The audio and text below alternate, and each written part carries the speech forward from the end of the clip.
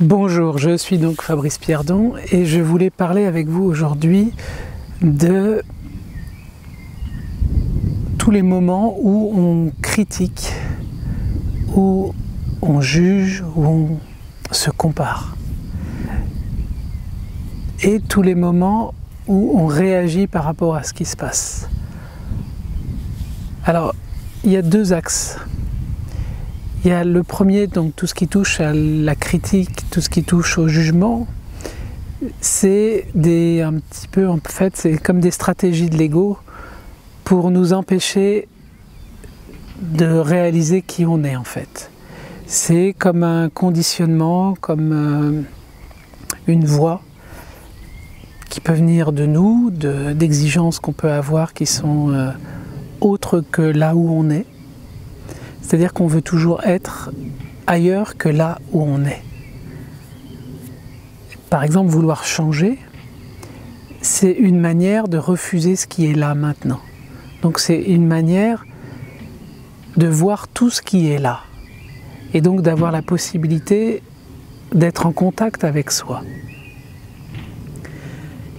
Ça, c'est un aspect. Ensuite, l'autre aspect, c'est toutes les fois où je vais juger quelqu'un, toutes les fois où je vais réagir par rapport à quelque chose. Et c'est de voir qu'à chaque fois que je fais ça, c'est que je refuse ce qui est là. Et c'est comme si je restais accroché à des idées, des valeurs, des croyances.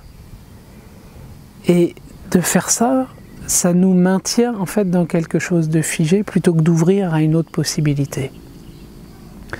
D'ouvrir à ce qu'on pourrait appeler comme une forme de vide mental, une forme juste le fait d'être là, à l'instant, comme l'enfant qui joue et qui pense à rien, qui est juste là, présent, à ce qui est,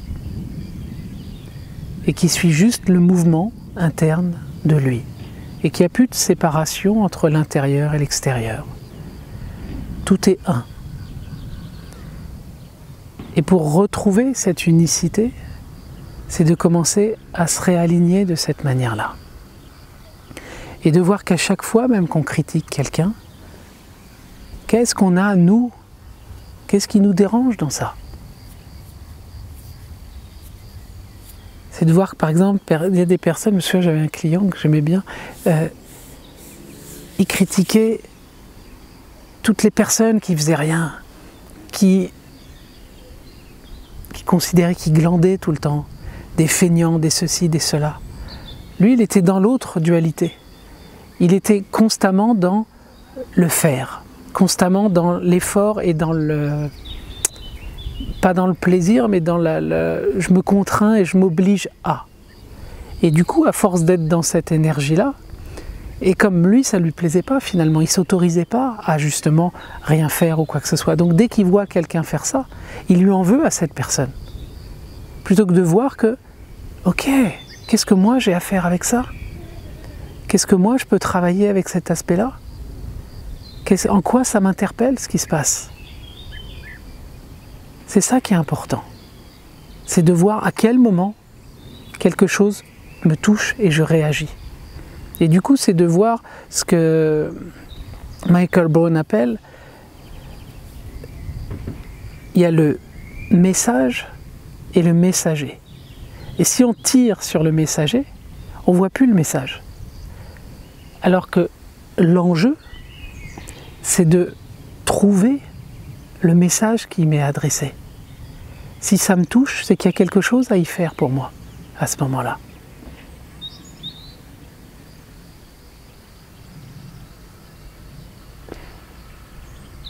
Donc ça, c'est une piste. Bizarre, j'entends des bruits, j'ai l'impression qu'il y a quelqu'un qui monte. Et ça, c'est un aspect.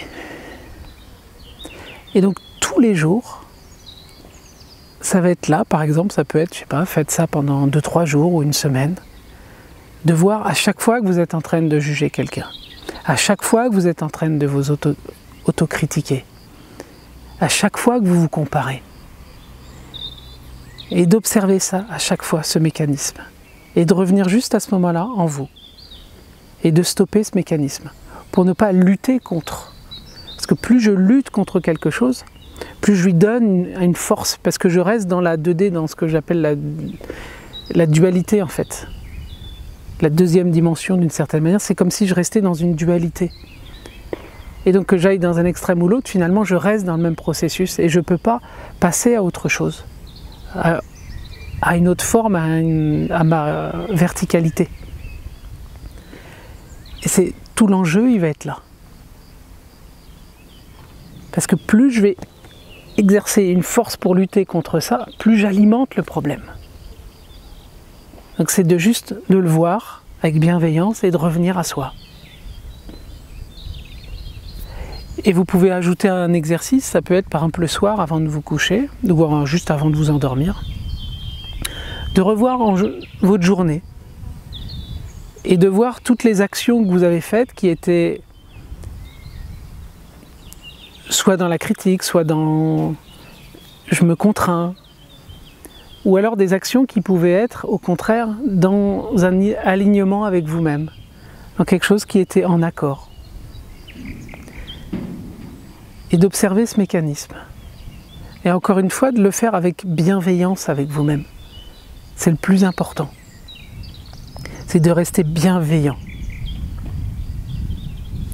Voilà, c'était une petite vidéo sur ce mécanisme-là et j'y reviendrai pour au fur et à mesure apporter des briques en plus par rapport à cela. À très bientôt. Au revoir.